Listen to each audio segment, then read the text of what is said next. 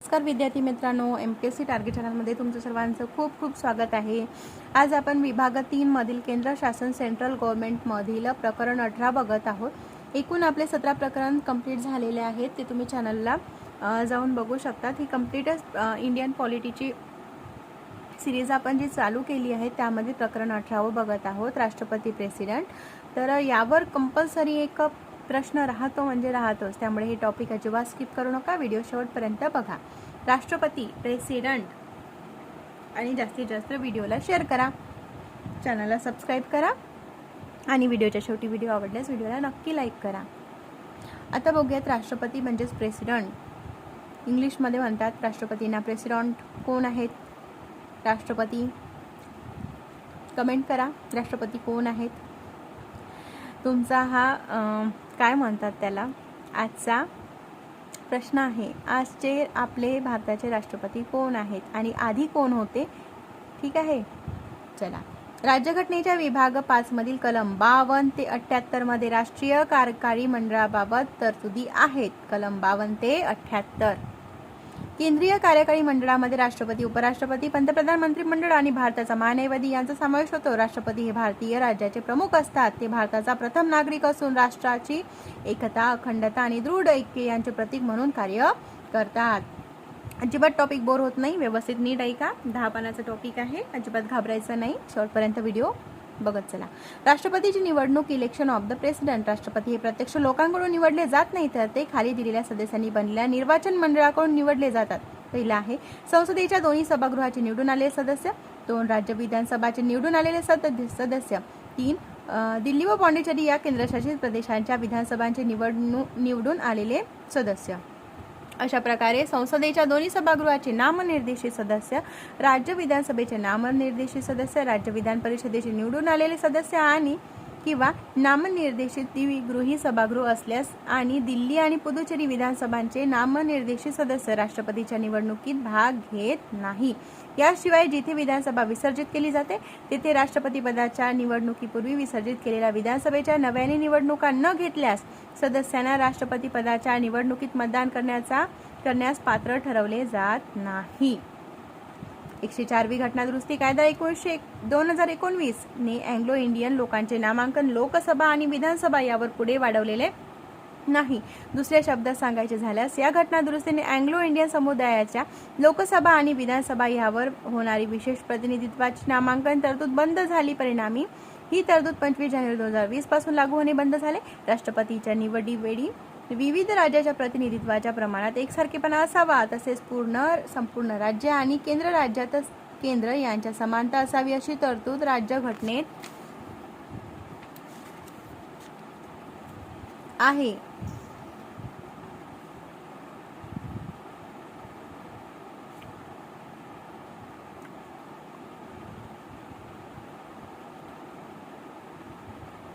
हे साध्य करण्यासाठी संसदेच्या आणि प्रत्येक राज्याच्या विधानसभेच्या प्रत्येक निर्वाचित सदस्याला अशा निवडणुकीच्या वेळी किती मते देण्याचा अधिकार आहे हे खालील प्रमाणे निर्धारित केले जाईल। पहिला आहे राज्याच्या एकूण लोकसंख्येला विधानसभेच्या निवडून आलेल्या सदस्याच्या एकूण संख्येने विभागून मिळालेल्या भागामध्ये 1000च्या पटीत जितकी मते असतील तितकीच मते राज्याच्या विधानसभेच्या प्रत्येक निर्वाचित सदस्याला असतील। हे खालील प्रमाणे व्यक्त केले जाऊ शकते। विधानसभेच्या प्रत्येक निर्वाचित सदस्याच्या एका मताचे मूल्य बरोबर राज्याची एकूण लोकसंख्या भागीला राज्य विधानसभेतील निर्वाचित सदस्याची एकूण संख्या, त्या दोघांना काय आहे 1/1000 अशा पद्धतीचा आहे, बघून घ्या पुस्तकात एकदा। 2 राज्याच्या विधानसभांच्या सदस्यांना नेमून दिलेल्या मताच्या एकूण संख्येस संसदेच्या दोन्ही सभागृहातील निवडून आलेल्या सदस्याच्या एकूण संख्येने भागले असता जी संख्या येईल तितकी मते संसदेच्या दोन्ही सभागृहातील प्रत्येक निवडून आलेल्या सदस्यास असतील। हे असे व्यक्त केले जाऊ शकते। संसदेच्या प्रत्येक निर्वाचित सदस्याचा एका मताचे मूल्य बरोबर सर्व राज्यातील विधानसभेच्या निर्वाचित सदस्याच्या मताचे एकूण मूल्य भागीला संसदेच्या निर्वाचित सदस्याची एकूण संख्या। एक उदाहरण म्हणून राज्याच्या प्रत्येक विधानसभेच्या प्रत्येक सदस्याच्या मताचे मूल्य राज्याच्या प्रत्येकाच्या मताचे एकूण मूल्य, संसदेच्या प्रत्येक सदस्याच्या मताचे मूल्य संसदेच्या सदस्याच्या मतांचे मूल्य आणि 2022च्या राष्ट्रपती निवडणुकीसाठी मतदारसंघातील सर्व सदस्याच्या मूल्याचे एकूण मूल्य यांचा तपशील तक्त्यामध्ये दिलेला आहे। आता 18.4 तक्ता बघावं लागेल. 18.4 कुठे आहे? हां,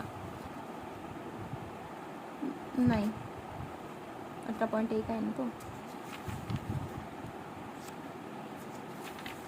कुठे आहे 18.4?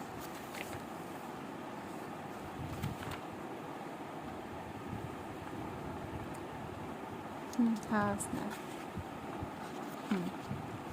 बघून घ्या थोडंसं, नंतर वाचू आपण. हां, कारण राष्ट्रपती निवडणूक आहे. 2022 निवडून आलेल्या आमदार आणि खासदार यांच्या मतांचे मूल्य आहेत. तर राज्य दिले आहे. विधानसभेच्या जागांची संख्या, लोकसंख्या म्हणजे जनगणना केली होती त्यानुसार प्रत्येक आमदार मताचे मूल्य, राज्यातील एकूण मताचे मूल्य असे टोटल केलेले आहे. स्क्रीनशॉट घेऊ शकता तुम्ही याचा. बघा, करून घ्या स्क्रीनशॉट. केला. आता मागील बाजू असा बघा इथे.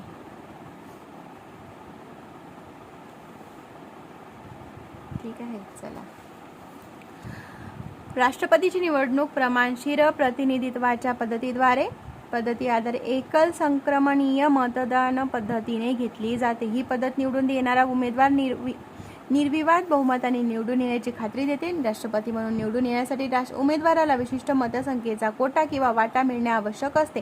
निवडून येणाऱ्या उमेदवाराच्या संख्येनुसार एकूण वैध मताची विभागणी करून त्यात एक मिळवून येथे केवळ एकच उमेदवार राष्ट्रपती म्हणून निवडून येणार आहे म्हणून एक मिळवला आहे आणि आलेल्या भागाकारामध्ये एकची भर घालून मतांचा कोटा निश्चित केला जातो. हे सूत्र खालीलप्रमाणे व्यक्त करता येईल.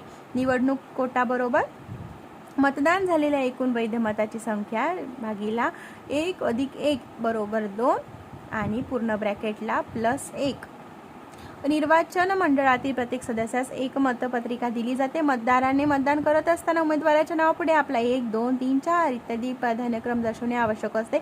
याचा अर्थ निवडणुकीमध्ये जितके उमेदवार आहेत तितके प्राधान्यक्रम मतदाराला दर्शवता येऊ शकतात.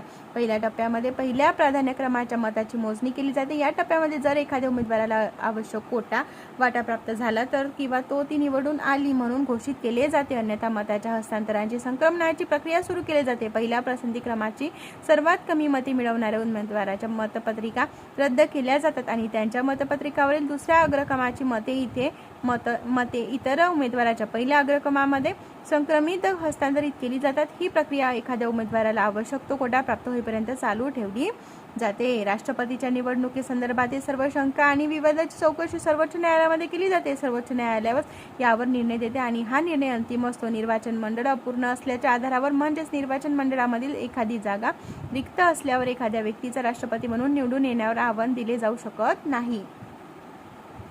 जर एखाद्या व्यक्तीची राष्ट्रपती म्हणून निवड सर्वोच्च न्यायालयाने रद्दबातल घोषित केली असेल तर सर्वोच्च न्यायालयाच्या अशा घोषणेच्या तारखेपूर्वी त्याने केलेल्या कृती अवैध ठरवली जात नाही आणि पुढेही अंमलात राहतात. संविधान सभेतील काही सदस्यांनी राष्ट्रपतीच्या अप्रत्यक्ष निवडणुकीची पद्धत अलोकतांत्रिक असल्याची टीका केली आणि प्रत्यक्ष निवडणुकीची कल्पना मांडली. तथापि घटनाकर्त्यांनी खाली कारणामुळे प्रत्यक्ष निवडणुकीची निवड केली, अप्रत्यक्ष निवडणुकीची निवड केली. पहिला पॉईंट आहे त्यामध्ये राष्ट्रपतीची अप्रत्यक्ष निवडणूक संविधानात मांडलेल्या संसदीय शासन पद्धतीशी सुसंगत आहे. या व्यवस्थेअंतर्गत राष्ट्रपती हा केवळ नामधारी कार्यकारी प्रमुख असतो आणि वास्तविक अधिकार पंतप्रधानांच्या अध्यक्षतेखालील मंत्रिमंडळाकडे असतात. राष्ट्रपतींना थेट जनतेकडून निवडून आणणे आणि त्याला वास्तविक अधिकार न देणे विसंगत ठरले असते. दुसरा पॉईंट आहे मतदाराच्या विशाल संख्येच्या आकारामुळे अध्यक्षांची प्रत्यक्ष निवडणूक खूपच खर्चिक आणि वेळ व ऊर्जा खर्च करणारी ठरली असती. तो किंवा ती केवळ प्रतिमात्मक प्रमुख आहे हे लक्षात घेऊन अनुसूचित आहे. संविधान सभेच्या काही सदस्यांनी राष्ट्रपती हे केवळ संसदेच्या दोन्ही सभागृहातील सदस्यांकडून निवडले जावे असे सुचवले होते, परंतु घटना निर्मात्यांनी याला प्राधान्य दिले नाही, कारण एका राजकीय पक्षाचे वर्चस्व असलेल्या संसदेने नेहमीच त्या पक्षाचा उमेदवार निवडला असता आणि असे राष्ट्रपती भारतीय संघाच्या राज्यांचे प्रतिनिधित्व करू शकले नसते. सध्याची व्यवस्था राष्ट्रपतींना संघ आणि राज्याचे समान प्रतिनिधित्व बनवते. पुढील घटना परिषदेत असे निदर्शनात आणून दिले होते की राष्ट्रपती निवडणुकीच्या बाबतीत प्रमाणशीर प्रतिनिधित्व हा शब्दप्रयोग चुकीचा आहे. ज्या ठिकाणी 2 किंवा अधिक जागा भरवायच्या आहेत त्या ठिकाणी प्रमाणशीर प्रतिनिधित्व केले जाते. राष्ट्रपतीच्या बाबतीत रिक्त जागा फक्त 1 आहे. याला पसंतीक्रम किंवा पर्यायी मतदान प्रणाली म्हणणे अधिक योग्य होईल. त्याचप्रमाणे कोणत्याही मतदाराला एकच मत नाही, प्रत्येक मतदाराला अनेक मते आहेत. या आधारावर एकल संक्रमणीय मतदान या अभिव्यक्त्यावर देखील आक्षेप घेतला गेला. आतापर्यंत झालेल्या निवडणुकांचा सारांश तक्ता आता हा पान वाचून झाल्यावर आपण बघून घेऊया. पात्रता, शपथ आणि अटी. Qualifications, oath and conditions. राष्ट्रपती म्हणून निवडीसाठी पात्रता. Qualification for election as a president. बघा पात्रता आणि ते कधी काय ते विचारतात हे डिटेल लक्षातच ठेवा, खरंच खूप इम्पॉर्टंट आहे. राष्ट्रपतीच्या निवडणुकीसाठी पात्र होण्याकरिता व्यक्तीने खालील पात्रता पूर्ण करणे आवश्यक आहे. तो पहिला पॉइंट असा आहे की तो किंवा ती भारताचा नागरिक असावा. दुसरा, त्याने किंवा तिने वयाची 35 वर्षे पूर्ण केलेली असावीत. 3, लोकसभा सदस्य म्हणून निवडून येण्यासाठी पात्र असावा. 4, त्याने किंवा तिने केंद्र सरकार किंवा राज्य सरकार किंवा स्थानिक प्राधिकरण किंवा इतर कोणत्याही सार्वजनिक प्राधिकरणाअंतर्गत लाभाचे कोणतेही पद धारण केलेले नसावे. विद्यमान संघराज्याचे राष्ट्रपती किंवा उपराष्ट्रपती, कोणत्याही राज्याचे राज्यपाल आणि केंद्राचे किंवा कोणत्याही राज्याचे मंत्री हे कोणतेही लाभाचे पद धारण करत नाही आणि म्हणून ते राष्ट्रपती पदाचे उमेदवार म्हणून पात्र असतात. ठीक आहे. तसेच राष्ट्रपती पदाच्या निवडणुकीसाठी उमेदवाराच्या नामनिर्देशनावर किमान 50 मतदार प्रास्ताविकांनी आणि किमान 50 मतदार अनुमोदकांनी सह्या करणे गरजेचे आहे. 50-50 पाहिजे. प्रत्येक उमेदवाराने भारतीय रिझर्व्ह बँकमध्ये 15,000 रुपये सुरक्षा ठेव जमा करणे आवश्यक आहे. 15,000 रुपये लागते बरं. उमेदवाराला मतदान झालेल्या मतांच्या 1/6 म्हणजे 1/6 1/6 मते प्राप्त झाली नाही तर ती सुरक्षा ठेव जप्त केली जाऊ शकते. 1997च्या अगोदर प्रास्ताविक आणि अनुमोदक यांची संख्या 10 होती तर सुरक्षा ठेवीची रक्कम 2500 रुपये इतकी होती. 1997 नंतर गैर गंभीर उमेदवारांना परावृत्त करण्यासाठी ते वाढवण्यात आले. 1997 मध्ये दुरुस्त केलेला राष्ट्रपती उपराष्ट्रपती निवडणूक कायदा 1952. आता बघूया तक्ता. राष्ट्रपतीच्या निवडणुका 1952 आतापर्यंत निवडणूक वर्ष दिलेला आहे. विजयी उमेदवार आहे. प्राप्त झालेल्या मतांची संख्या. मुख्य प्रतिस्पर्धी उमेदवार. प्राप्त झालेल्या मतांची संख्या. आता हे वाचायचं का आपण? आता तुम्ही याचा स्क्रीनशॉट काढून घ्या ना, एवढं डिटेल वाचावं लागणार आहे. पहिले कोण होते बघा. आता 1952 मध्ये राजेंद्र प्रसाद होते. 1957 मध्ये डॉक्टर राजेंद्र प्रसाद. 1962 मध्ये राधाकृष्णन होते. 4 1967 मध्ये झाकीर हुसेन. 1969 मध्ये V.V. गिरी. 1974 मध्ये फखरुद्दीन अली अहमद. 1977 मध्ये N. संजीवा रेड्डी. 1982 मध्ये ज्ञानी झैल सिंग. 1987 मध्ये R. व्यंकटरमण. 92 मध्ये शंकर दयाळ शर्मा. 1997 मध्ये KR नारायण. 2 मध्ये APJ अब्दुल कलाम. 7 मध्ये श्रीमती प्रतिभाताई पाटील. 12 मध्ये प्रणव मुखर्जी. 17 मध्ये रामनाथ कोविंद आणि 22 मध्ये द्रौपदी मुर्मू. माझा कालचा प्रश्न होता त्याचं उत्तर.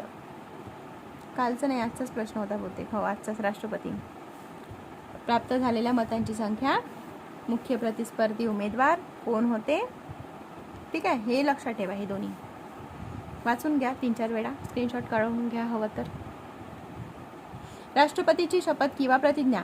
Oath or affirmation by the president. पदग्रहण करण्यापूर्वी राष्ट्रपतींना शपथ किंवा प्रतिज्ञा द्यावी लागते. त्यांच्या शपथेमध्ये तो किंवा ती खालील गोष्टी करण्याची प्रतिज्ञा घेतो. आता बघूयात पहिली कशी घेतात ते बघा.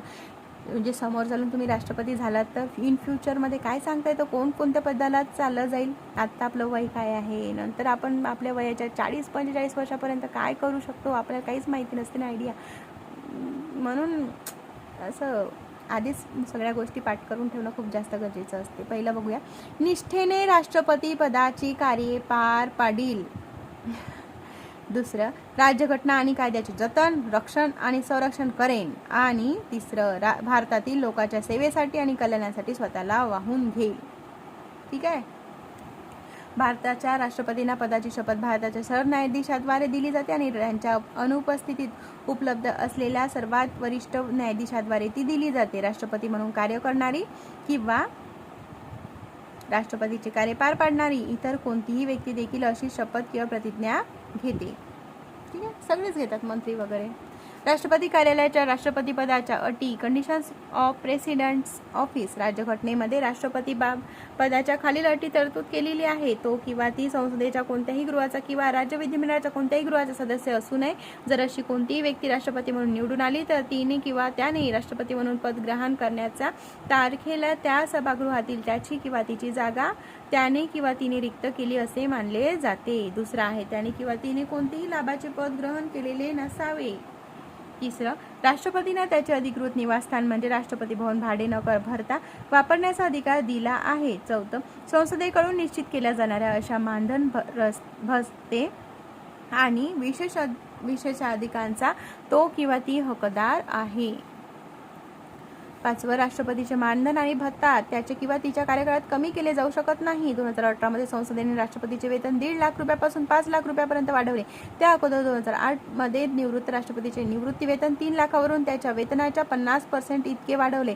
या व्यतिरिक्त माजी राष्ट्रपतींना सुसज्ज निवासस्थान, दूरध्वनी सुविधा, सचिवीय कर्मचारी आणि वर्षाला 1 लाख रुपये रकमेपर्यंत कार्यालयीन खर्चाचा अधिकार आहे. मृत राष्ट्रपतीच्या जोडीदाराला देखील निवृत्त राष्ट्रपतीच्या निवृत्ती वेतनाच्या 50% प्रमाणे कौटुंबिक निवृत्ती वेतन, सुसज्ज निवासस्थान, दूरध्वनी सुविधा, वाहन, वैद्यकीय उपचार, वाहतूक सुविधा, सचिवीय कर्मचारी आणि वार्षिक 20,000 रकमेपर्यंत कार्यालयीन खर्चाचा अधिकार असतो. राष्ट्रपतींना अनेक विशेष अधिकार आणि सुरक्षांचा हक्क असतो. राष्ट्रपतींना त्यांच्या अधिकृत कृतींसाठी कायदेशीर दायित्वापासून वैयक्तिक मुभा असते. त्याच्या किंवा तिच्या कार्यकाळामध्ये तो किंवा ती कोणत्याही गुन्हेगारी कारवाईपासून मुक्त असतो. अगदी त्याच्या वैयक्तिक कृतीबाबतही हे लागू असते. त्यांना अटक किंवा कारावासामध्ये टाकले जाऊ शकत नाही. तथापि 2 महिन्याची पूर्वसूचना देऊन त्यांच्या कार्यकाळात त्यांच्या वैयक्तिक कृत्याबद्दल दिवाणी कार्यवाही सुरू केली जाऊ शकते. 2 महिने आधी पूर्वसूचना देऊन बघा, काही झालं तरी त्यांना अटक होऊ शकत नाही. कार्यकाळ आणि महाभियोग आणि रिक्त पद, टर्म इम्पिचमेंट अँड व्हॅकन्सी. राष्ट्रपती पदाचा कार्यकाळ, टर्म ऑफ प्रेसिडेंट ऑफिस. राष्ट्रपती त्याची किंवा तिचे पद ग्रहण करतो किंवा करते त्या तारखेपासून 5 वर्षे कालापर्यंत तो किंवा ती पदावर राहतो. तथापि राष्ट्रपतीला उद्देशून राजीनामा पत्र लिहून तो किंवा ती केव्हाही पदाचा राजीनामा देऊ शकते किंवा राहते. तसेच महाभियोग प्रक्रियेद्वारे त्याचा किंवा तिच्या कार्यकाळ समाप्तीपूर्वीही त्यांना पदावरून बाजूला केले जाऊ शकते. राष्ट्रपती त्याचा किंवा तिचा उत्तराधिकारी पुढील निवडलेले राष्ट्रपती पदाचा कार्यभार स्वीकारेपर्यंत त्याच्या 5 वर्षाच्या कार्यकाळापलीकडे पद धारण करू शकतो. तो किंवा ती कितीही वेळा निवडून येऊ शकतो. तथापि अमेरिकेमध्ये एखादी व्यक्ती 2 पेक्षा अधिक वेळा राष्ट्राध्यक्ष पदावर निवडून येऊ शकत नाही. अपवाद आहे तो, अमेरिकेमध्ये नाही चालत तसं. राष्ट्रपतीचा महाभियोग, इम्पिचमेंट ऑफ प्रेसिडेंट. राज्यघटनेचे उल्लंघन केल्याबद्दल महाभियोग प्रक्रियेद्वारे राष्ट्रपतींना त्याच्या पदावरून हटवले जाऊ शकते. तथापि संविधानात राज्यघटनेचे उल्लंघन या वाक्याचा अर्थ स्पष्ट करण्यात आलेला नाही. संसदेच्या कोणत्याही सभागृहाला महाभियोगाची प्रक्रिया सुरू करता येते. या आरोपावर प्रस्तावावर सभागृहाच्या ज्याने हे आरोप ठेवले आहेत 1/4 सदस्यांनी सह्या करणे, राष्ट्रपतीला 14 दिवसाची लेखी पूर्वसूचना देणे आवश्यक आहे. या सभागृहाच्या 2/3 बहुमताने महाभियोग ठराव संमत झाल्यानंतर तो दुसऱ्या सभागृहाकडे पाठवला जातो. ते त्या आरोपांची चौकशी करण्याचे काम करते. जेव्हा सभागृहाकडे आरोपाबाबत चौकशी केली जाते तेव्हा चौकशी करणाऱ्या समोर येऊन राष्ट्रपतीस किंवा त्याच्या प्रतिनिधीस आपले म्हणणे मांडण्याचा अधिकार असतो. जर दुसऱ्या सभागृहाने देखील आरोप कायम ठेवले आणि सभागृहाच्या एकूण सदस्य संख्येच्या 2/3 बहुमताने महाभियोग प्रस्ताव पारित केला तर ज्या दिवशी हा प्रस्ताव संमत होतो त्या दिवसापासून राष्ट्रपतींना त्या पदावरून बाजूला केले जाते. अशा प्रकारे महाभियोग ही अर्धन्यायिक प्रक्रिया आहे. या संदर्भात 2 गोष्टी नमूद करणे आवश्यक आहे. पहिली अशी की संसदेच्या दोन्ही सभागृहाचे नामनिर्देशित सदस्य राष्ट्रपतीच्या निवडणुकीत भाग घेतले नसेल तरीही त्याच्या महाभियोगाच्या प्रक्रियेत सहभागी होतात. राज्याच्या आणि दिल्ली व पुदुचेरी या केंद्रशासित प्रदेशाच्या विधानसभांचे निर्वाचित सदस्य राष्ट्रपतीच्या निवडणुकीत भाग घेत असले तरी त्याच्या महाभियोग प्रक्रियेत सहभागी होत नाही. इथे हे लक्षात घेतले पाहिजे की आजपर्यंत कोणत्याही राष्ट्रपतीवर महाभियोग चालवण्यात आलेला नाही. राष्ट्रपतीची पदरिक्तता.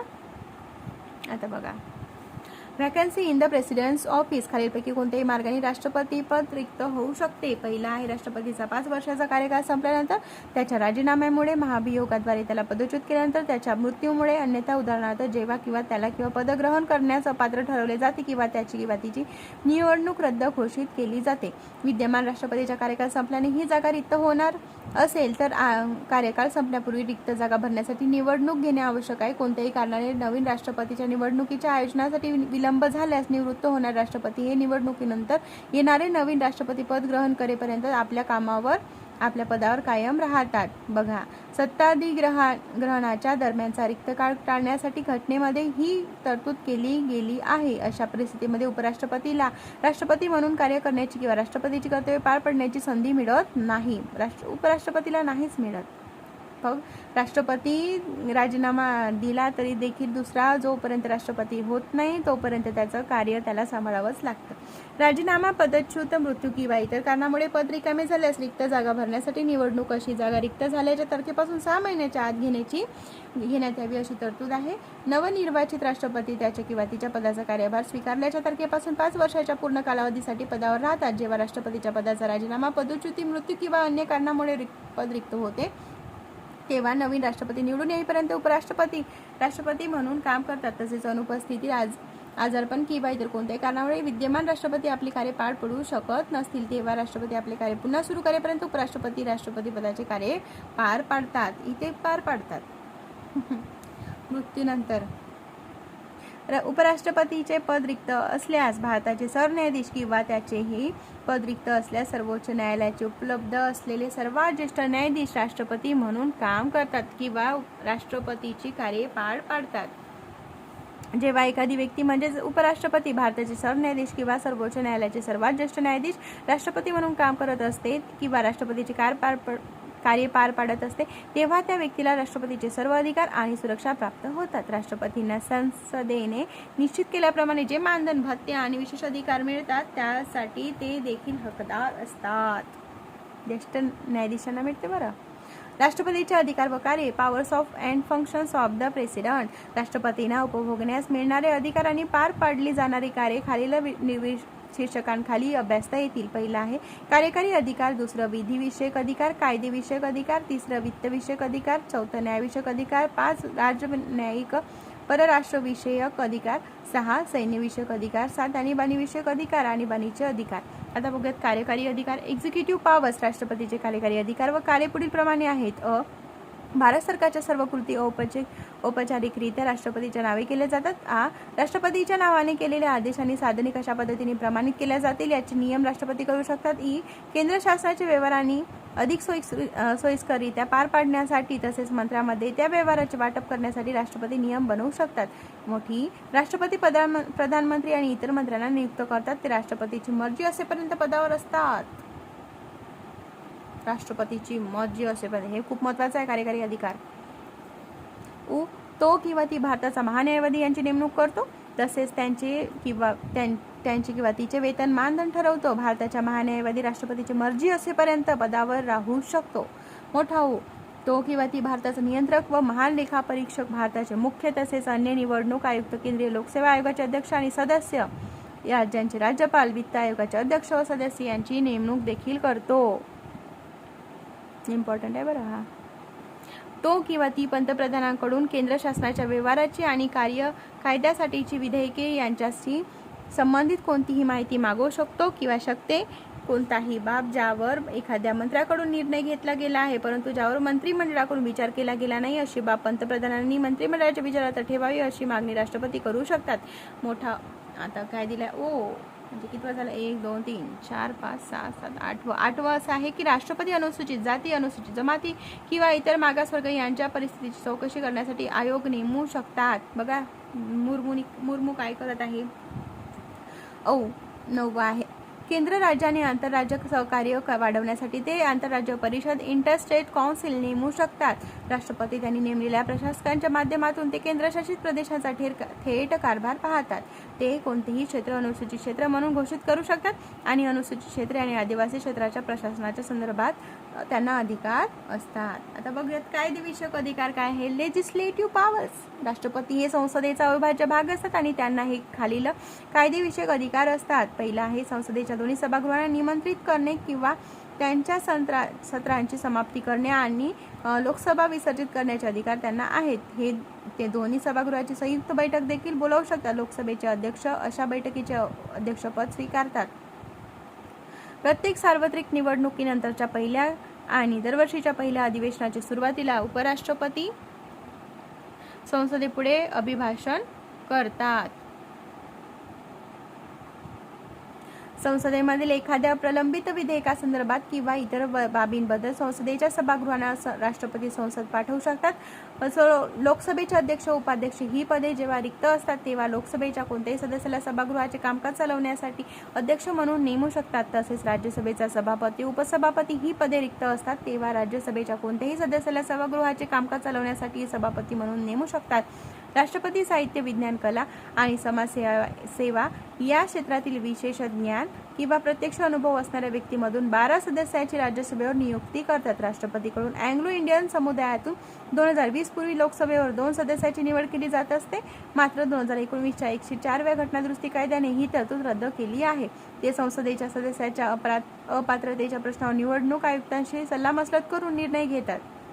संसद विशिष्ट प्रकारची विधेयके मांडण्यासाठी त्यांची पूर्व शिफारस किंवा परवानगी आवश्यक असते। अशी विधेयके पुढील प्रमाणे: भारताच्या संचित निधीतून खर्च करणारे विधेयक, राज्याच्या सीमा बदलण्याचे किंवा नवीन राज्याच्या निर्मितीचे विधेयक, धन विधेयक, राज्यांना स्वारस्य असलेले कोणतेही कर किंवा शुल्क लादणारे किंवा बदलणारे विधेयक, भारतीय प्राप्तिकराशी संबंधित कायद्याच्या हेतूसाठी परिभाषित केल्याप्रमाणे कृषी उत्पन्न या शब्दाचा अर्थ बदलणारे विधेयक, ज्या तत्वावर राज्यांना पैसे वितरित केले जातात किंवा वितरित केले जाऊ शकतात यावर परिणाम करणारे विधेयक आणि केंद्राच्या उद्देशाने कोणत्याही विशिष्ट करावर किंवा शुल्कावर अधिभार लावणारे विधेयक, शिवाय त्या राज्यांशी किंवा त्या राज्यांतर्गत व्यापार, वाणिज्य आणि व्यवहार संबंध स्वातंत्र्यावर निर्बंध असणारे राज्य विधेयक राष्ट्रपतीच्या पूर्वसंमतीनेच राज्याच्या विधिमंडळात मांडता येते।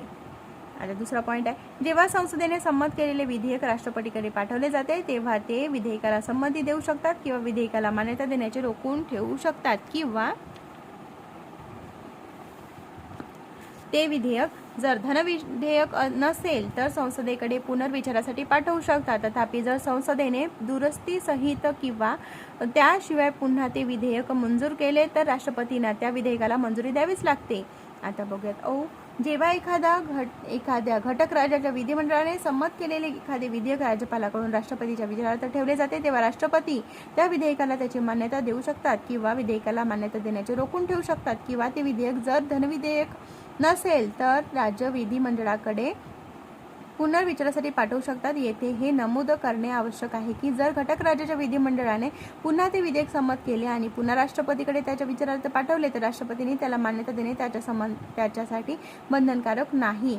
संसदेने अधिवेशन नसताना गरज भासल्यास राष्ट्रपती अध्यादेश काढू शकतात। संसद पुन्हा सुरू झाल्यानंतर 6 आठवड्यांच्या आत या अध्यादेशांना मंजुरी मिळणे आवश्यक असते। ते एखादा अध्यादेश केव्हाही मागे घेऊ शकतात।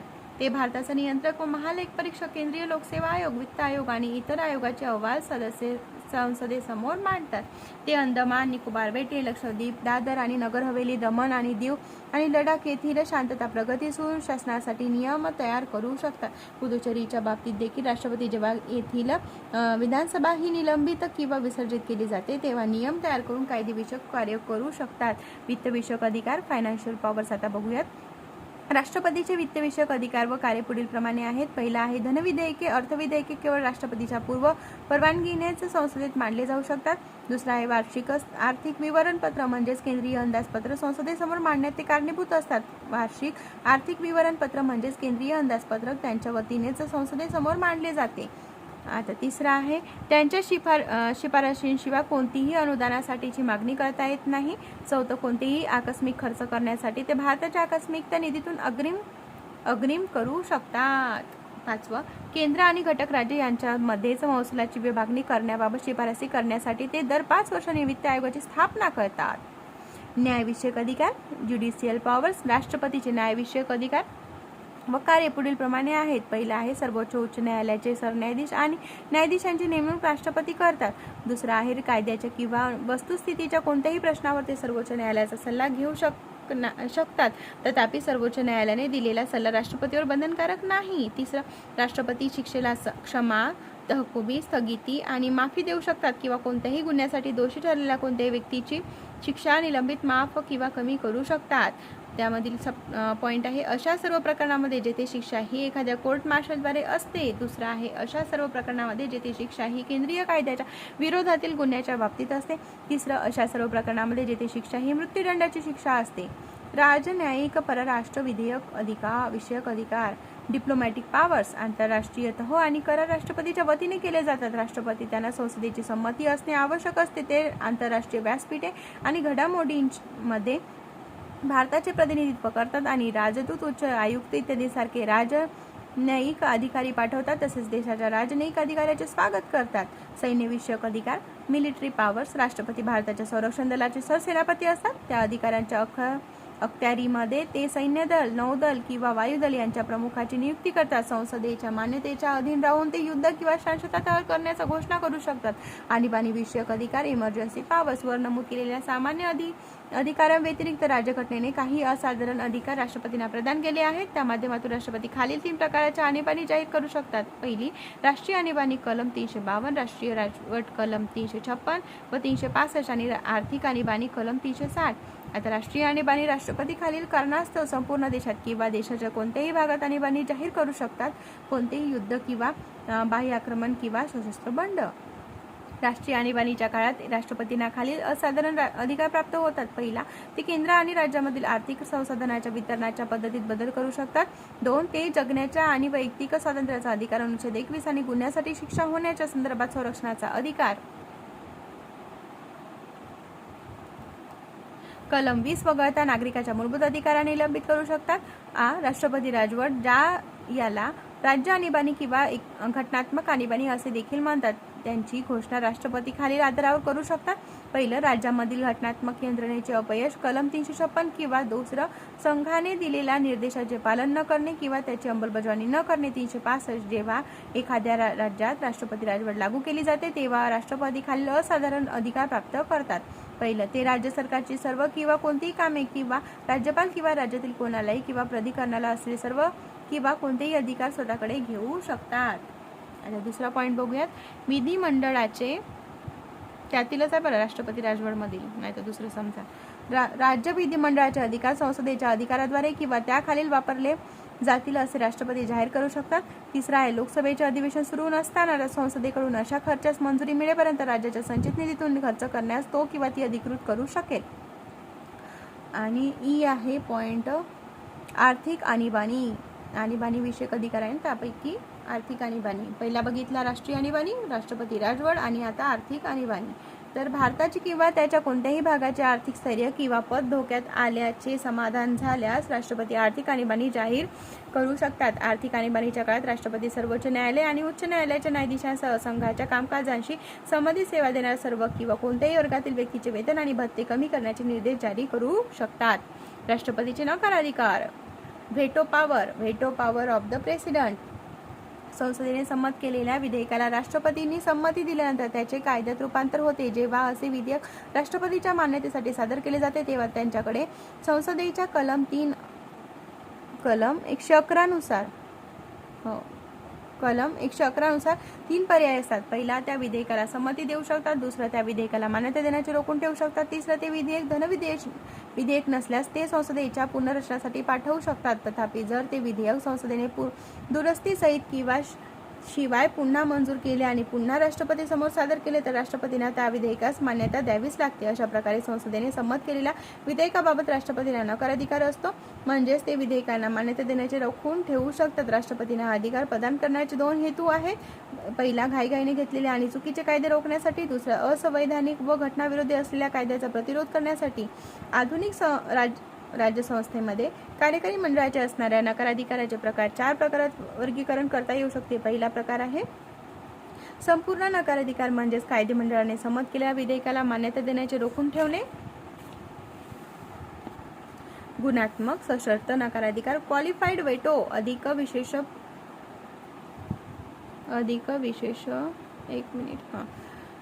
बहुमताच्या आधारे या नकार अधिकारावर कायदेमंडळ मात करू शकते. तिसरा, तात्पुरता नकाराधिकार किंवा निलंबनात्मक नकाराधिकार, सस्पेन्सिव्ह वेटो, या नकाराधिकारावर कायदेमंडळ साध्या बहुमताच्या आधारे मात करू शकते. चौथा, पॉकेट व्हेटो, म्हणजेच कायदेमंडळाने पारित केलेल्या विधेयकाबाबत कोणतीही कृती न करणे. वरील 4 प्रकारापैकी भारताच्या राष्ट्रपतींनी 3 प्रकारचे नकार अधिकार दिलेले आहेत. संपूर्ण नकार अधिकार, सशस्त्र निलंबनात्मक नकार अधिकार आणि पॉकेट व्हेटो. भारताच्या राष्ट्रपतींना सशस्त्र नकार अधिकार नाही. राष्ट्रपतींना स्पेशल नाही आहे, सशर्त. तसे नकार अधिकार अमेरिकेच्या अध्यक्षांना उपलब्ध आहेत. भारताच्या राष्ट्रपतीचे 3 नकार अधिकार खाली स्पष्ट केलेले आहेत. आता ते कोणते बघूया. निरंकुश संपूर्ण नकार अधिकार, ॲब्सोल्यूट व्हेटो. संपूर्ण नकार अधिकार म्हणजे संसदेने पारित केलेल्या एखाद्या विधेयकाला मान्यता देण्याचे रोखून ठेवणे. अशा वेळी ते विधेयक संपुष्टात येते आणि त्याचे कायद्यात रूपांतर होत नाही. सामान्यपणे या स्वरूपाच्या नकार अधिकाराचा वापर पुढील 2 संदर्भात केला जातो. पहिला आहे खासगी व्यक्तीने सादर केलेला विधेयक, म्हणजे मंत्री नसलेल्या संसदेच्या कोणत्याही सदस्यांनी सादर केलेले विधेयक जर संसदेने संमत केले आणि राष्ट्रपती समोर मांडले तर अशा वेळी मंत्रिमंडळाने ते विधेयक रोखून ठेवण्याचा सल्ला दिल्यास. आणि दुसरा आहे सरकारी विधेयकाच्या संदर्भात जेव्हा मंत्रिमंडळ राजीनामा देते, विधेयके मंजूर झाल्यानंतर पण राष्ट्रपतीच्या संमतीपूर्वी आणि नवीन मंत्रिमंडळ राष्ट्रपतींना अशा विधेयकांना संमती न देण्याचा सल्ला देते. 1954 साली राष्ट्रपती डॉ. राजेंद्र प्रसाद यांनी पेप्सू विनियोग विधेयकाला संमती देण्याचे रोखून धरले होते. पेप्सू या राज्यामध्ये राष्ट्रपती राजवट लागू असताना संसदेने हे विधेयक पारित केले होते, परंतु जेव्हा हे विधेयक मान्यतेसाठी राष्ट्रपती समोर मांडण्यात आले तेव्हा राष्ट्रपती राजवट रद्द झाली होती. पेप्सू. पुन्हा 1991 मध्ये काय झालं होतं, मला हे 2 भागात घ्यावं लागेल का, मोबाईलची बॅटरी टिकली पाहिजे. पुन्हा 1991 मध्ये राष्ट्रपती आर व्यंकटरमण यांनी संसद सदस्याचा वेतन, भत्ते आणि निवृत्तीवेतन या घटना दुरुस्तीच्या विधेयकाला मान्यता देणे रोखून ठेवले होते. राष्ट्रपतींनी केलेल्या मागील शिफारशीची पूर्तता न करताच संसदेने लोकसभा बरखास्त होण्याच्या आदल्या दिवशी हे विधेयक पारित केले होते. तात्पुरता निलंबनात्मक नकार अधिकार, टेम्पररी सस्पेन्सिव्ह व्हेटो. जेव्हा एखादी विधेयक राष्ट्रपतीकडून संसदेच्या पुनर्विचारासाठी पाठवले जाते त्यावेळी राष्ट्रपतींनी या नकार अधिकाराचा वापर केलेला असतो. तथापि संसदेने दुरुस्ती करून किंवा दुरुस्तीशिवाय साध्या बहुमताने असे विधेयक पारित केले आणि राष्ट्रपतीकडे पाठवले तर त्या विधेयकाला मान्यता देणे राष्ट्रपतींना बंधनकारक नसते. याचा अर्थ तशाच साध्या बहुमताद्वारे संबंधित विधेयके संसदेने पुन्हा पारित केले तर राष्ट्रपतीच्या नकार अधिकारावर मात करता येते. या संदर्भात अमेरिकेमध्ये आवश्यक असलेले उच्च बहुमत अभिप्रेत नाही.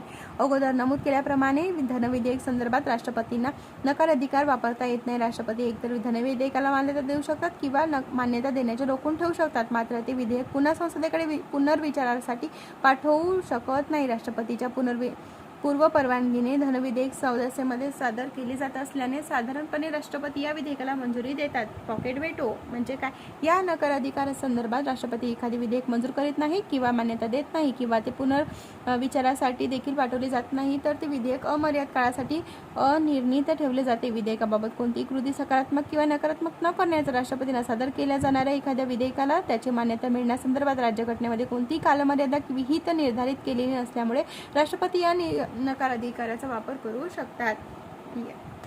याउलट अमेरिकेमध्ये संबंधित विधेयके पुनर्रचनासाठी 10 दिवसाच्या आत परत पाठवावे लागते. म्हणून अमेरिकेचा अध्यक्षांना पॉकेट व्हेटोपेक्षा भारताच्या राष्ट्रपतीचा पॉकेट व्हेटो व्यापक आहे. 1986 मध्ये राष्ट्रपती गॅनी झेलसिंग यांनी भारतीय पोस्ट ऑफिस घटना दुरुस्ती विधेयकाबाबत पॉकेट व्हेटोचा नकाराधिकाराचा उपयोग केला होता.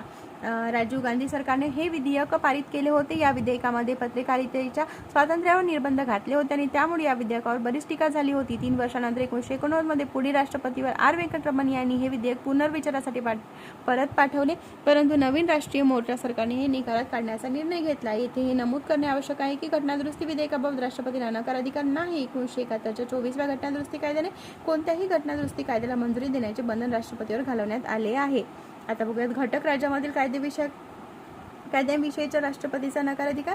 Presidential veto over state legislation.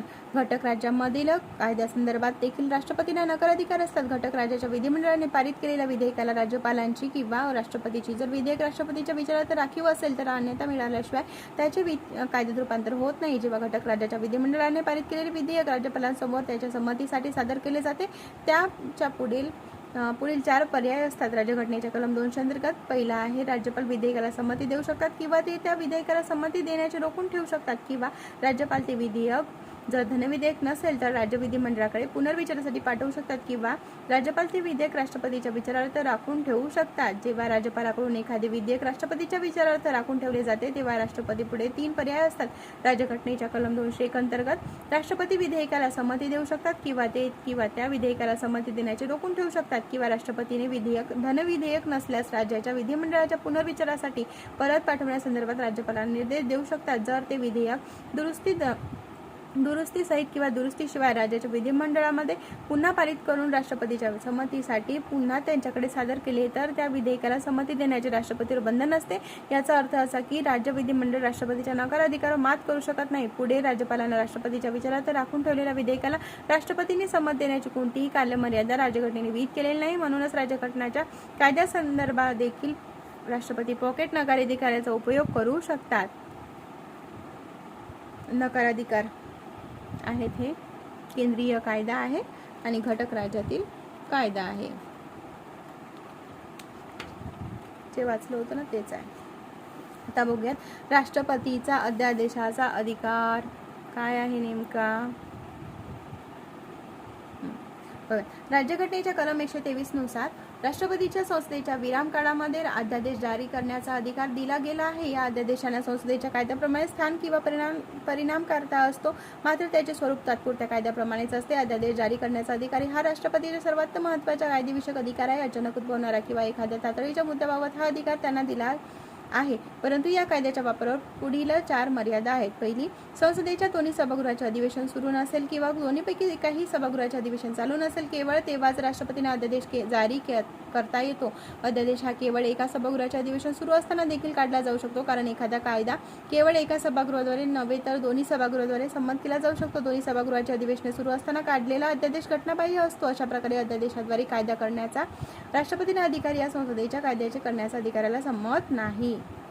दुसरा आहे, प्राप्त परिस्थितीमध्ये तात्काळ कृती करणे आवश्यक असल्याबाबत समाधान असल्याची खात्री झाल्यानंतर राष्ट्रपती अध्यादेश काढू शकतात. कूपर खटल्यामध्ये 1970 साली सर्वोच्च न्यायालयाने नमूद केले की एखाद्या वादग्रस्त विषयावर अध्यादेश काढण्याच्या हेतूने राष्ट्रपतींनी जाणीवपूर्वक संसदेच्या एका सभागृहाचे किंवा दोन्ही सभागृहाचे अधिवेशन तहकूब केले आहे, जेणेकरून संसदीय प्रक्रियेला डावलले जाईल आणि त्यामुळे संसदेच्या अधिकाराची पायमल्ली होईल. या कारणास्तव अध्यादेश काढण्याचा राष्ट्रपतीच्या निर्णयावर न्यायालयात प्रश्नचिन्ह उपस्थित केले जाऊ शकते. 1975 सालच्या 38व्या घटनादुरुस्ती कायद्याने राष्ट्रपतीचे समाधान ही बाब अंतिम आणि निर्णायक ठरवण्यात आली. तसेच न्यायालयीन पुनरावलोकनापासून ही बाब दूर ठेवण्यात आली. परंतु 1978 सालच्या 44व्या घटनादुरुस्ती कायद्याने ही तरतूद रद्दबातल करण्यात आली. अशा प्रकारे अयोग्य हेतू या आधारावर राष्ट्रपतीचे समाधान ही बाब न्यायप्रविष्ट आहे. तिसरं, कायदा करण्याच्या संसदेच्या अधिकारांशी सर्व बाबतीत अध्यादेश जारी करण्याचा राष्ट्रपतीचा अधिकार समकक्ष असला तरी कालमर्यादा ही बाब अपवाद ठरते. याचे 2 अन्वयार्थ आहेत, म्हणजे अर्थ आहेत. संसद ज्या विषयाबाबत कायदा करू शकते त्याच विषयाबाबत राष्ट्रपती अध्यादेश जारी करू शकतात. दुसरं, संसदेच्या कायद्यावर असणाऱ्या घटनात्मक मर्यादा अध्यादेशाला देखील आहेत, त्यामुळेच अध्यादेशाद्वारे मूलभूत हक्काची पायमल्ली करता येत नाही किंवा त्याचा संकोच करता येत नाही. चौथा पॉईंट असा आहे की संसदेच्या विराम काळात राष्ट्रपतींनी काढलेले प्रत्येक अध्यादेश संसदेचे कामकाज सुरू झाल्यानंतर दोन्ही सभागृहांसमोर ठेवावे लागतात. अध्यादेशाला जर दोन्ही सभागृहांनी मान्यता दिली तर त्याचे कायद्यात रूपांतर होते, परंतु संसदेने याबाबत कोणतीच कृती केली नाही तर संसदेची पुनर्स्थापना झाल्यापासून 6 आठवड्यानंतरचा अध्यादेश रद्द होतो. जर संसदेच्या दोन्ही सभागृहांनी या अध्यादेशाला सामान्य ठरवण्याचा ठराव संमत केल्यास नमूद केलेल्या या कालमर्यादेच्या आतही अध्यादेश रद्द होऊ शकतो. संसदेच्या दोन्ही सभागृहाच्या पुनर्स्थापनेचा तिरका भिन्न असतील तर नंतरच्या तारखेपासून 6 आठवडे गृहीत धरले जातात. याचाच अर्थ संसदेने संबंधित अध्यादेशाला मान्यता दिली नसल्यास त्याचा कमाल कालावधी हा 6 महिने आणि 6 आठवडे असू शकतो. एखादा अध्यादेश संसदेसमोर न मांडता संपुष्टात येऊ दिला तर तो संपुष्टात येण्यापूर्वी त्या अंतर्गत केलेली आणि पूर्ण झालेली कामे कार्यपूर्ण, वैध आणि परिणामकारक ठरतात. राष्ट्रपती कोणत्याही वेळी अध्यादेश मागे घेऊ शकतात. तथापि अध्यादेश जारी करण्याचा राष्ट्रपतीचा अधिकार हा स्वविवेकाधीन अधिकार नाही आणि केवळ राष्ट्रपतीच्या अध्यक्षतेखालील मंत्रिमंडळाच्या सल्ल्यानेच राष्ट्रपती अध्यादेश जारी करू शकतात किंवा मागे घेऊ शकतात. कोणत्याही इतर कायद्याप्रमाणे अध्यादेशाला देखील पुनरावृत्ती रिट्रोस्पेक्टिव्ह स्वरूपाचा असू शकतो, म्हणजेच मागील तारखेपासून तो अंमलात येऊ शकतो. अशा या अध्यादेशाद्वारे संसदेचा कोणताही कायदा किंवा दुसऱ्या अध्यादेशामध्ये बदल केला जाऊ शकतो किंवा ते रद्दबातल ठरवले जाऊ शकतात. याद्वारे कायदा करविषयक कायदा देखील बदल अथवा दुरुस्त केला जाऊ शकतो. तथापि घटना दुरुस्ती करण्याबाबतचा अध्यादेश जारी करता येऊ शकत नाही. अध्यादेश जारी करण्याबाबत भारतीय राष्ट्रपतींना असलेले अधिकार हे असाधारण असून अमेरिका, इंग्लंड अशा जगातील बहुतांश लोकशाही राज्यघटनामध्ये देखील ते आढळत नाही. अध्यादेश जारी करण्याच्या राष्ट्रपतीच्या अधिकाऱ्यांचे समर्थन डॉ. बी. आर. आंबेडकर यांनी घटना परिषदेमध्ये समितीमध्ये म्हटले होते की संसदेचे अधिवेशन सुरू नसताना तात्काळ आणि अचानक उद्भवलेली परिस्थिती कार्यकारी मंडळाकडे हाताळता यावी याकरिता अध्यादेशाच्या अधिकाराचे साधन मात्र स्वरूपात सोय केलेली आहे.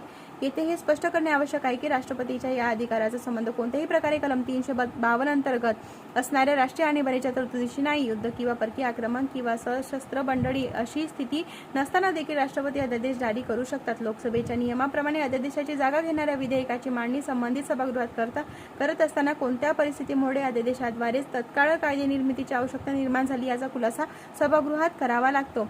DC वादवा खटला 1986 मध्ये राज्यपालाच्या अध्यादेश काढण्याच्या अधिकारासंदर्भात सर्वोच्च न्यायालयाने दिलेला निर्णय येथे नमूद करण्याजोगा आहे.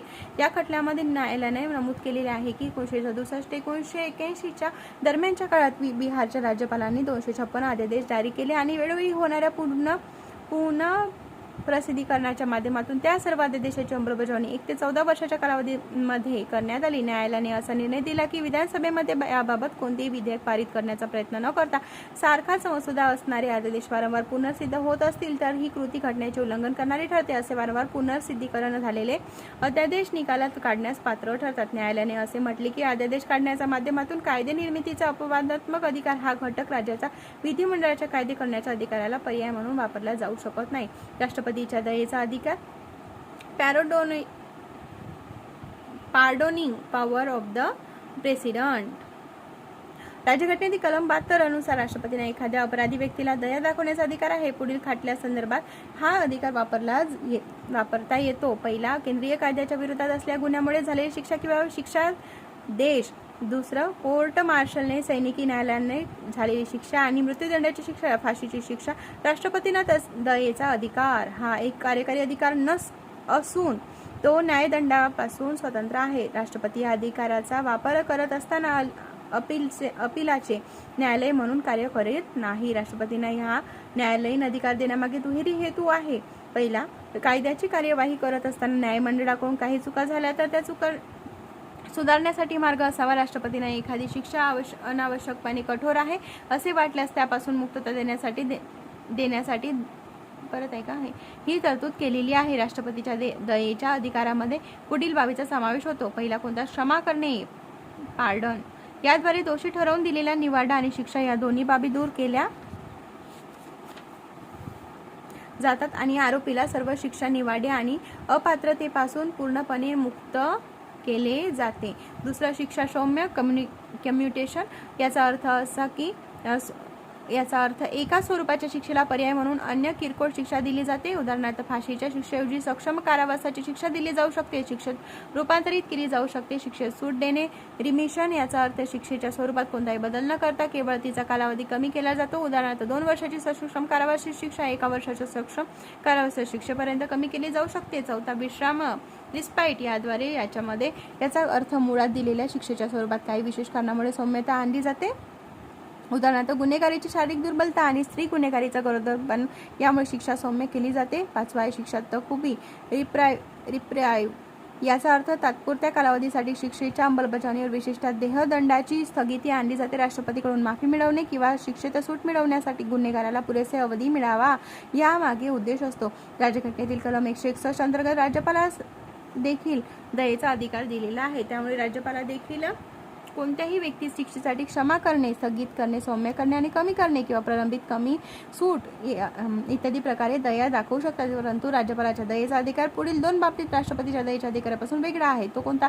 राष्ट्रपती कोर्ट मार्शलने सैनिकी न्यायालयात झालेल्या शिक्षेला देखील माफ करू शकतात, मात्र अशा स्वरूपाचा अधिकार राज्यपालांना नाही. राष्ट्रपती मृत्यूदंडाची शिक्षा माफ करू शकतात, मात्र राज्यपालांना तो अधिकार नाही. जरी राज्याच्या कायद्यानुसार एखाद्या आरोपीला फाशीची शिक्षा सुनावली गेली तरी त्याला क्षमा करण्याचा अधिकार राज्यपालांना असून राष्ट्रपतींना आहे. तथापि मृत्यूदंडाची शिक्षा स्थगित करणे किंवा कमी करणे किंवा सूट देणे याचा अधिकार राज्यपालांना आहे. दुसऱ्या शब्दात सांगायचे झाल्यास मृत्यूदंडाच्या संदर्भात स्थगिती, शिक्षा कमी करणे आणि शिक्षेत सूट देण्याचे समवर्ती अधिकार राष्ट्रपती आणि राज्यपाल यांना आहेत. केहर सिंग खटल्यात 1988 सर्वोच्च न्यायालयाने राष्ट्रपतीच्या दयेच्या अधिकाराचे परीक्षण करून पुढील तत्वे घालून दिली आहेत, प्रस्तुत केली आहेत. ती कोणती? पहिली, दया याचना करणाऱ्या अर्जदाराला राष्ट्रपतीद्वारे मौखिक सुनावणी करण्याचा हक्क नाही. दुसरा, राष्ट्रपती नव्याने सर्व पुरावे तपासू शकतात आणि न्यायालयाकडे स्वीकारलेल्या दृष्टिकोनापेक्षा वेगळा दृष्टिकोन मांडू शकतात. तिसरा, केंद्रीय मंत्रिमंडळाच्या कॅबिनेटच्या सल्ल्यानुसार राष्ट्रपतींनी या अधिकाराचा वापर करावा. 4, राष्ट्रपतींनी या अधिकाराचा वापर कसा करावा याबाबत सर्वोच्च न्यायालयाने विशिष्ट मार्गदर्शिका आखून देण्याची आवश्यकता नाही. 5, राष्ट्रपतींनी उपयोगात आणलेल्या अधिकाराचे न्यायालयीन पुनरावलोकन करता येणार नाही, परंतु राष्ट्रपतींनी घेतलेले निर्णय लहरी, अतार्किक, अयोग्य हेतूने प्रेरित किंवा भावपूर्ण असतील तर मात्र ते न्यायालयीन पुनर्वालोकनास मात्र पात्र ठरतात. राष्ट्रपतीचे घटनात्मक स्थान, constitutional position of the president. भारतीय राज्यघटनेने संसदीय शासनपद्धतीचा स्वीकार अवलंब केला आहे. परिणामी राष्ट्रपती हा केवळ घटनात्मक प्रमुख म्हणजे नामधारी कार्यकारी असतो, तर पंतप्रधानाच्या अध्यक्षतेखाली मंत्रिमंडळ हे वास्तववादी कार्यकारी मंडळ असते. दुसऱ्या शब्दात म्हणायचे झाले तर पंतप्रधानाच्या अध्यक्षतेखाली मंत्रिमंडळाच्या साहाय्याने आणि मदतीने राष्ट्रपतींनी त्याचे अधिकार वापरणे आवश्यक आहे. डॉ. बी. आर. आंबेडकरांनी पुढील शब्दात राष्ट्रपतीच्या खऱ्या स्थानाविषयी वर्णन केले आहेत. भारतीय राज्यघटनेमध्ये भारतीय संघाच्या शीर्षस्थानी असलेल्या अधिकाऱ्यास राष्ट्रपती म्हणतात. या अधिकाऱ्याचे शीर्षक आपल्याला अमेरिकेच्या राष्ट्रपतीची आठवण करून देतात, परंतु शीर्षकामधील साधर्म्याव्यतिरिक्त अमेरिकेमध्ये प्रचलित असलेल्या शासन व्यवस्थेचा प्रकार आणि भारतीय राज्यघटनेने अंगीकारलेल्या शासन व्यवस्थेचा प्रकार यामध्ये काही साम्य नाही. अमेरिकेमध्ये शासन प्रकाराला अध्यक्षीय शासन व्यवस्था म्हटले जाते, तर भारतीय राज्यघटनेने अंगीकारलेला प्रकार म्हणजे संसदीय शासन व्यवस्था. अमेरिकेमधील अध्यक्षीय शासन व्यवस्थेमध्ये राष्ट्राध्यक्ष हा कार्यकारी मंडळाचा प्रमुख असतो आणि शासन त्याच्या हाती असते. भारतीय राज्यघटनेअंतर्गत राष्ट्रपतींना ते स्थान आहे जे ब्रिटिश राज्यघटनेअंतर्गत राजपदाला आहे, तो राज्याचा प्रमुख असतो, परंतु कार्यकारी मंडळाचा नाही. तो राष्ट्राचे प्रतिनिधित्व करतो, परंतु राज्य करीत नाही. तो राष्ट्राचे प्रतीक असतो. प्रशासनामधील त्याचे स्थान हे औपचारिक साधन म्हणून किंवा राष्ट्राचे निर्णय माहिती करून देण्यासाठी वापरण्यात येणाऱ्या रबरी शिक्क्याप्रमाणे असते.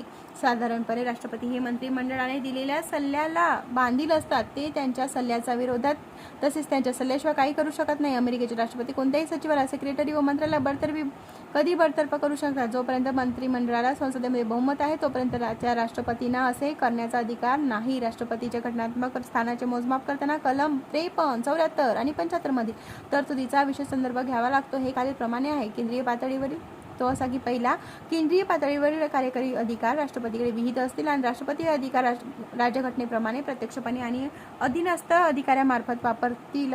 कलम 53. दुसरं, राष्ट्रपतींना सहाय्य आणि सल्ला देण्यासाठी पंतप्रधानांच्या अध्यक्षतेखाली मंत्रिमंडळ असेल आणि राष्ट्रपती त्याच्या सल्ल्यानुसार आपली कार्य पार पाडतील. कलम 74. तिसरं, मंत्रिमंडळ सामूहिकरित्या लोकसभेला जबाबदार असेल. कलम 75. ही तरतूद संसदीय शासन व्यवस्थेचा पाया आहे. 1976च्या 42व्या घटना दुरुस्ती कायद्याने इंदिरा गांधी सरकारने लागू केले. राष्ट्रपतींना पंतप्रधानाच्या अध्यक्षतेखालील मंत्रिमंडळाचा सल्ला बंधनकारक असेल अशी तरतूद केलेली आहे. त्यानंतर 1978च्या 44व्या घटना दुरुस्ती कायद्यानुसार मोरारजी देसाई यांच्या नेतृत्वाखाली जनता पक्षाच्या सरकारने पारित केलेल्या राष्ट्रपतींना असा सल्ला मंत्रिमंडळाने त्यावर सर्वसाधारणपणे किंवा अन्यथा पुनर्विचारार्थ करावा यासाठी परत पाठवण्याचा अधिकार दिला आहे. तथापि अशा पुनर्रचनानंतर दिलेला सल्ला मात्र राष्ट्रपती बंधनकारक असतो. दुसऱ्या शब्दात सांगायचे झाले तर राष्ट्रपती केवळ एकाच वेळी एखादी बाब पुनर्विचारासाठी पाठवू शकतात, मात्र मंत्रिमंडळाकडे पुनर्विचारांतर्गत दिलेला सल्ला राष्ट्रपतीवर बंधनकारक असतो. ऑक्टोबर 1997 मध्ये राष्ट्रपती के.आर. नारायण यांनी कॅबिनेटने उत्तर प्रदेशामध्ये कलम 356 अंतर्गत राष्ट्रपती राजवट लावण्यासंदर्भात शिफारस केली होती. राष्ट्रपतींनी ही बाब कॅबिनेटकडे पुनर्विचारासाठी पाठवली होती आणि कॅबिनेटने नंतर या बाबतीत पुढे न जाण्याचा निर्णय घेतला. त्यामुळे कल्याण सिंग यांच्या नेतृत्वाखाली सरकार वाचले. पुन्हा सप्टेंबर 1998 मध्ये राष्ट्रपती के.आर. नारायण यांनी बिहार राज्यात राष्ट्रपती राजवट लागू करण्याबाबतची कॅबिनेटची शिफारस पुनर्विचारासाठी परत पाठवली. 2 महिन्यानंतर कॅबिनेटने पुन्हा तोच सल्ला दिला आणि त्यानंतर फेब्रुवारी 1999 मध्ये बिहार राज्यात राष्ट्रपती राजवट लागू करण्यात आली. राष्ट्रपतींना जरी घटनात्मक विवेकाधीन अधिकार नसले तरी त्यांना काही परिस्थितीत जन्य स्वविवेकाधीन अधिकार असतात. दुसऱ्या शब्दात सांगायचे झाले तर खालील परिस्थितीमध्ये राष्ट्रपती त्यांच्या स्वविवेकाचा म्हणजेच मंत्रिमंडळाच्या सल्ल्याशिवाय वापर करू शकतात. पहिला, जेव्हा लोकसभेमध्ये कोणत्याही पक्षाला बहुमत प्राप्त नसते की अशावेळी किंवा विद्यमान पंतप्रधानाच्या मृत्यूनंतर स्पष्ट उत्तराधिकारी नसेल यावेळी पंतप्रधानाची नेमणूक करणे. 2, जेव्हा मंत्रिमंडळ लोकसभेत विश्वासमत सिद्ध करू शकत शकत नाही तेव्हा मंत्रिमंडळ बरखास्त करणे. 3 मंत्रिमंडळाने बहुमत गमावल्यास लोकसभा विसर्जित करणे. मंत्रिमंडळ अल्पमतात असल्यास लोकसभा विसर्जित करणे.